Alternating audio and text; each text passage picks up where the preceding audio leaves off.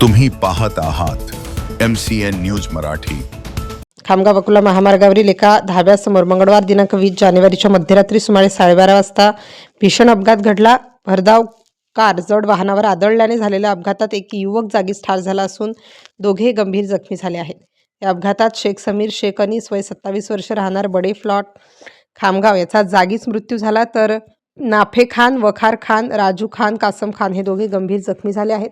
मृतक शेख समीर शेख अनीस यासह जखमींना तातडीने प्राथमिक उपचार देऊन पुढील उपचारासाठी अकोला येथील सर्वोपचार रुग्णालयात हलवण्यात आले। प्राप्त माहितीनुसार तिन्ही युवक MH04 KW 7552 क्रमांकाच्या कारने खामगावहून अकोल्याकडे जात असताना हा अपघात घडला। कारचा वेग अधिक असल्याने चालकाचे नियंत्रण सुटले आणि समोरील जड वाहनावर कार आदळली अशी प्राथमिक माहिती आहे।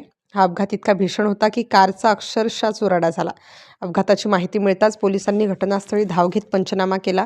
या प्रकरणी पुढील तपास सुरू आहे। या घटनेची माहिती मिळताच बर्ड प्लॉट भागातील युवकांसह नागरिक खामगाव येथील उपजिल्हा सामान्य रुग्णालयात दाखल झाले होते।